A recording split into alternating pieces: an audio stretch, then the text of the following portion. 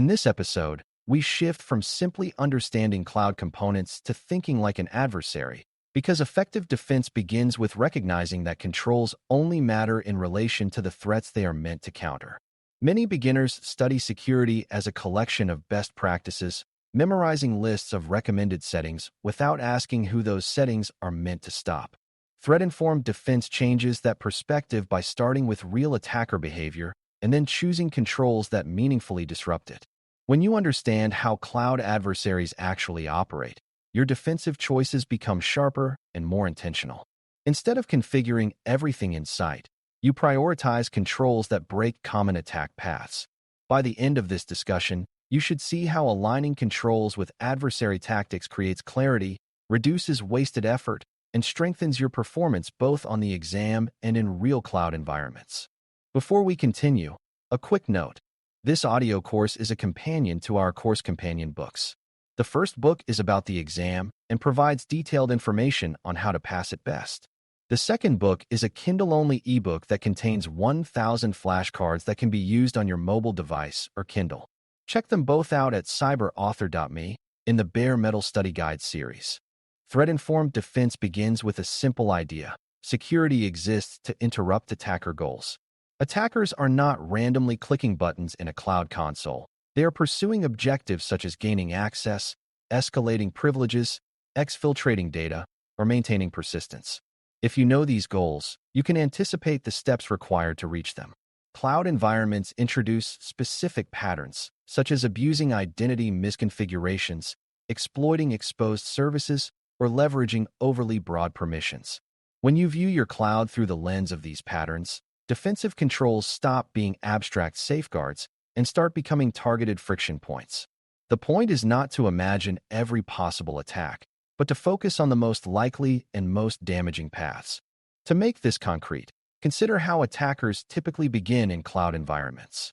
Initial access often comes from compromised credentials, exposed access keys, misconfigured storage, or publicly reachable services.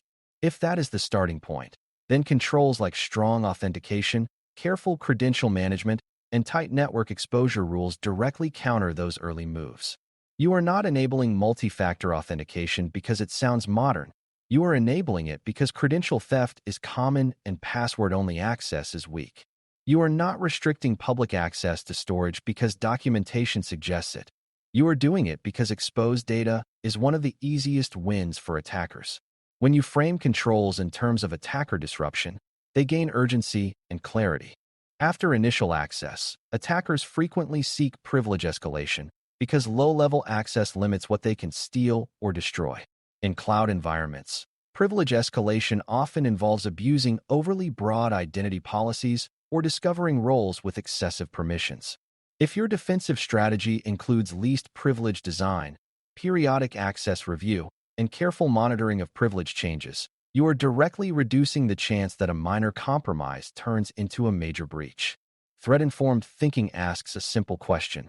If I were an attacker with this access, what would I try next? If the answer is escalate privileges, then your controls must make escalation difficult, visible, or both. That is how defensive depth becomes purposeful rather than decorative. Another common attacker goal is persistence, which means maintaining access even after defenders notice suspicious activity. In the cloud, persistence can involve creating new user accounts, adding access keys, modifying policies, or embedding backdoor permissions in infrastructure templates. If you are threat-informed, you design controls that detect and limit those actions, such as monitoring for unusual identity creation or unexpected policy changes. You might also implement guardrails that prevent certain dangerous configurations entirely. The focus is not paranoia, but proportional response to realistic attacker behavior. By understanding persistence tactics, you can ensure that containment efforts actually remove attacker footholds instead of leaving hidden doors open. Data exfiltration is another high-value attacker objective, and it is especially relevant in cloud environments where large volumes of data are centralized and accessible through programmable interfaces. If you think only about perimeter defenses, you may miss that attackers with valid credentials can quietly export data without triggering obvious alarms. Threat-informed defense therefore emphasizes monitoring data access patterns, limiting bulk export permissions, and enforcing encryption and logging. You are aligning controls with the way data is actually accessed in the cloud, rather than assuming traditional network boundaries will protect it. This alignment is crucial because many cloud breaches involve misuse of legitimate features rather than exploitation of obscure software flaws. When you know the attacker wants your data, you design controls around how that data can realistically leave your environment. It is also important to recognize that not all threats are external hackers. Insiders and compromised internal accounts can create similar damage. Threat-informed defense accounts for this by reducing implicit trust and requiring verification even within internal boundaries. For example, segmenting environments and limiting cross-account access prevents a compromise in one area from automatically spreading to another.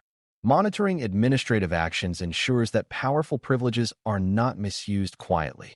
These controls are not expressions of distrust toward your team, but recognition that identity compromise is common and impact can be severe. A mature defender builds systems that assume credentials may fail and designs accordingly. One powerful benefit of threat-informed thinking is that it helps you prioritize in environments with limited time and resources. Cloud platforms offer countless security features, and beginners can feel overwhelmed trying to configure everything perfectly. By focusing on high-probability attacker paths, you can identify which controls provide the most risk reduction early. For example, strengthening identity security often yields more benefit than tuning obscure configuration flags. Similarly, ensuring logging is enabled and retained may provide more defensive value than chasing low-risk misconfigurations. The exam may present scenarios where multiple improvements are possible, and your job is to choose the one that best disrupts realistic attacker behavior. Threat-informed prioritization makes that choice more logical and less emotional. Threat-informed defense also improves incident response because it provides a mental map of likely attacker progression. If you detect suspicious login activity, you immediately think about what the attacker might attempt next, such as privilege escalation or data access. This anticipation allows you to contain not just the current symptom, but the probable follow-on actions. Instead of reacting narrowly, you respond holistically by checking for additional identity changes, new access keys, or unusual resource creation. This approach reduces the chance that you remove one indicator while missing the larger compromise. The more you understand attacker logic, the faster and more decisively you can interrupt it. Another advantage of this mindset is that it reduces blind trust in technology. Tools and services can assist with detection and enforcement, but they are only as effective as the strategy guiding them. If you deploy monitoring without understanding what behaviors matter, you may generate noise instead of insight. Threat-informed design clarifies which signals indicate meaningful risk, such as sudden privilege changes or abnormal data transfer patterns. This clarity supports smarter alerting and more confident decision-making. Rather than relying on default settings, you tailor controls to the threats you care about most.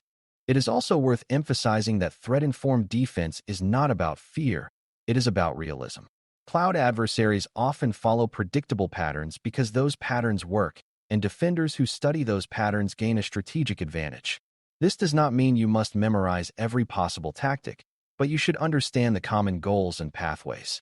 The exam rewards candidates who can connect controls to outcomes, not those who simply recite configuration options. When you read a scenario, you should be asking which attacker objective is at play and which control most effectively interrupts it. That habit turns complex situations into manageable decision problems. As you integrate this approach into your learning, you will notice that different topics in cloud defense begin to connect more naturally. Identity design links to privilege escalation prevention, logging links to detection of misuse, and account structure links to containment.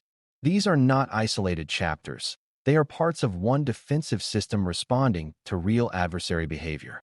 When you study with that integration in mind, information becomes easier to retrieve because it is tied to a narrative of attacker progression. This narrative framework strengthens recall and improves judgment under pressure. It also mirrors how experienced defenders think in real environments. Ultimately, applying threat-informed defense means choosing controls because they matter against specific risks, not because they appear on a checklist. You begin with attacker goals, map likely steps, and then position controls to interrupt those steps early and visibly. Across cloud environments, This often means prioritizing identity security, least privilege, monitoring, and segmentation, because those areas directly affect common attack paths. When you adopt this mindset, your security posture becomes deliberate and coherent rather than scattered. On the exam, this clarity helps you identify the best answer in scenario-based questions, because you are evaluating options through the lens of realistic adversary behavior. In practice, it means you are building defenses that reflect how attacks actually happen, which is the essence of modern cloud security thinking. Thanks for listening. For more audio courses, daily newsletters, and more, please visit DailyCyber.News.